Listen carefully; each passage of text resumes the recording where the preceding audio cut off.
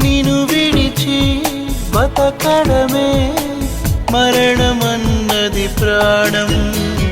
నువ్వు రాకముందు జీవితం గురుతైన లేదని, నిన్ను కలుసుకున్న క్షణం నన్ను వదిలిపోదని, ప్రతి ఘడియవో జన్మగా నే గడుపుతున్నానని, ఈ మహిమ నీదేనని నీకైనా తెలుసాని నీకు చెప్పాలని